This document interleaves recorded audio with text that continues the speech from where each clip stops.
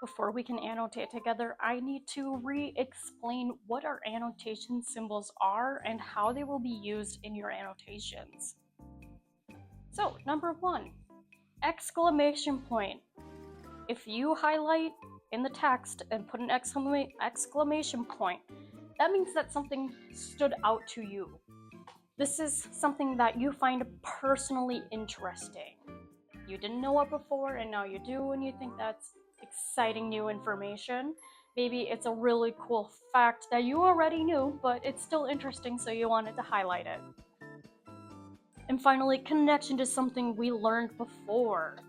This is a really important historical skill to utilize, so if you read something that reminds you of something we talked about last year, or something that you learned in elementary school, please feel free to highlight it and tell us about it. Number 2, you have a question. This question mark, pretty self-explanatory, means you are having a question. Maybe it's confusing. Maybe you have no idea what it's trying to say. Or you have a specific question. I am wondering how we got a man to the moon. I am wondering how...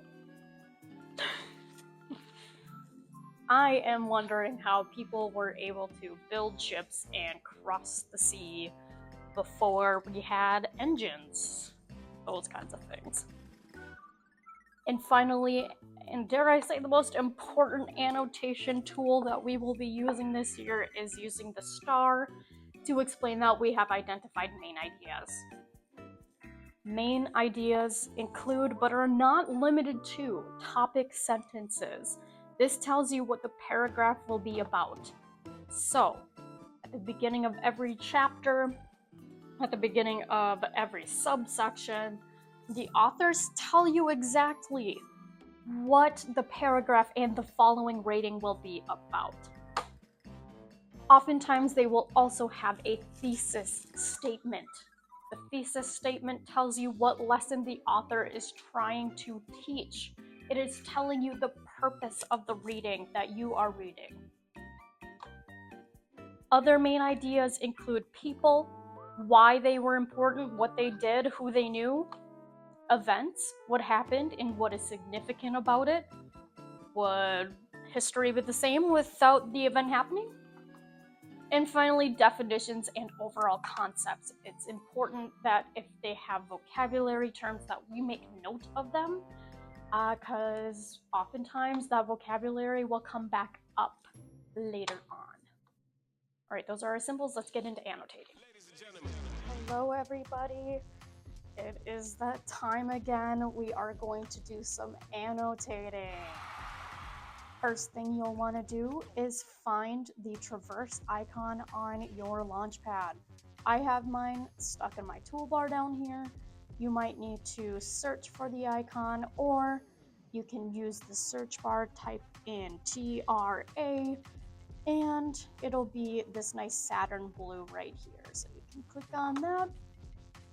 We'll take some time to log in. Now my traverse looks different because I'm a teacher. You guys are going to find today's assignment in your assignment tab on the side there.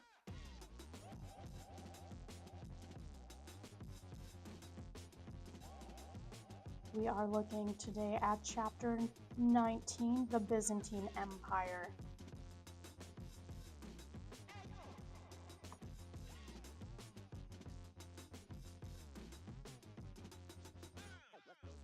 So, chapter introduction. I'm gonna give you guys 5 minutes. You and your elbow partner for 5 minutes are going to go through these 3 items here. I will know you are ready to move on when you have had this activity completed and your Chromebook is turned around so your screen is not facing your face. 5 minutes later. Now that we are all back together, we're kind of gonna work in a different way here. We are skipping the Eastern Roman Empire for now, and we are jumping into Constantine and the church. You and your elbow partner, or by yourself, you will be annotating this section on your own. We are going to do Constantine and the church together, so let's begin. Constantine and the church. Constantine converted to Christianity in 312. He reversed the ban on Christianity imposed by earlier rulers. Pause.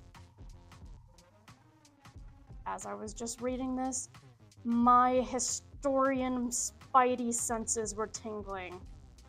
I'm going to highlight he reversed the ban on Christianity imposed by earlier rulers. This stood out to me.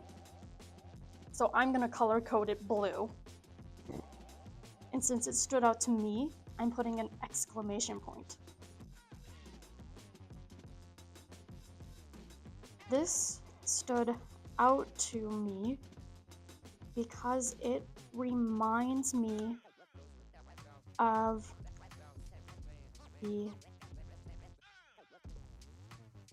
when the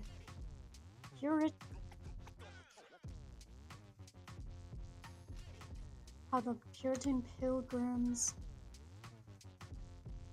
came to the New World seeking religious freedom.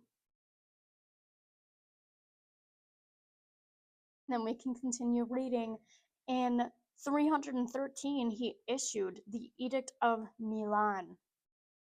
This declaration granted religious freedom to all and made Christianity legal. Ding, ding, ding, ding, ding. Religious freedom. Religious freedom. After the Edict of Milan, many Romans converted to the Christian faith. Many had already been practicing Christianity in secret. These worshippers were now able to participate publicly. The empire's Christians no longer feared persecution or arrest. Constantine also permitted church leaders to serve in government. He did not require them to pay taxes. So upon reading this, I have a question. So I'm going to highlight this. I am going to color code it as yellow, and in my notes, I'm typing a question mark.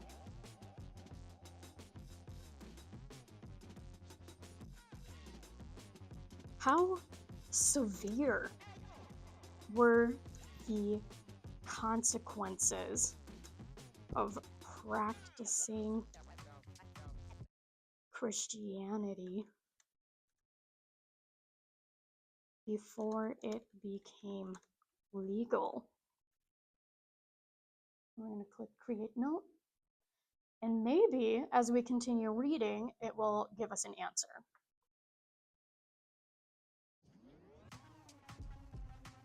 To observe this beautiful picture here with many vibrant colors. Personally, I have no idea what this is. I don't know who these people are. Let's read the caption down here. An illustration of the First Council of Nicaea, where important doctrines related to Christianity were decided. Oh, that is very interesting. I'm wondering who this guy is down here. Why is he laying on the ground like that?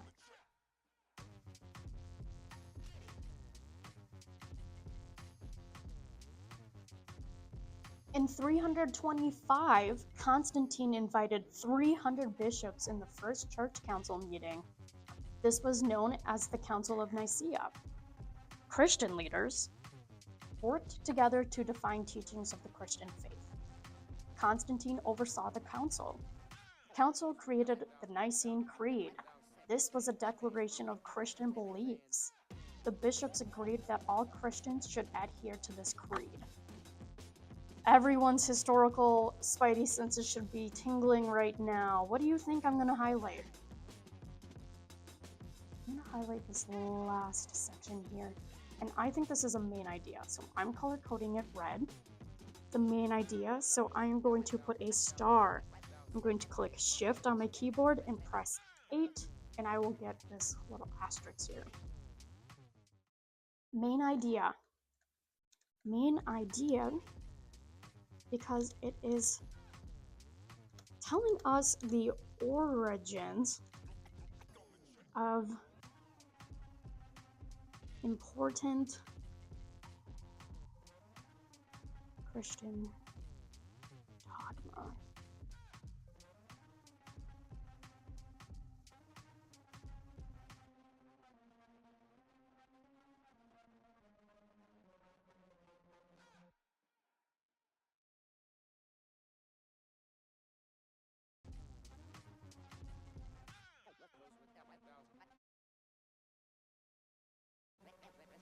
turn and talk. Let's see if you remember from last year what the word dogma means.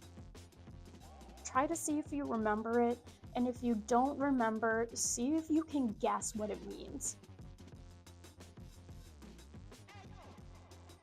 All right, if no one has guessed what dogma means, I'm gonna have someone volunteer to Google it quick.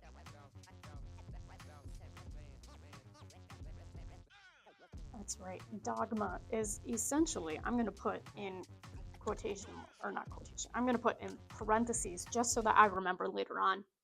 Christian dogma equals rules of a religion.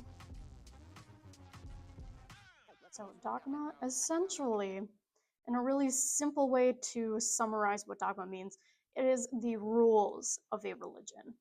So I'm going to click create note, and there it is. All right, I am going to have you click through this flipbook. It says examine this flipbook to learn more about the life of Constantine and his impact on Christianity. I'm going to give you a couple of moments to click through this. And then you and your elbow partner are going to give annotating a shot by yourself. You are annotating the Eastern Roman Empire. What are you annotating?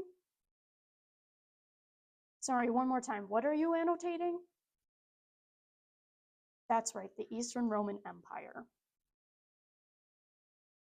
Please raise your hand if you have any questions. Otherwise, good luck and go forth and annotate.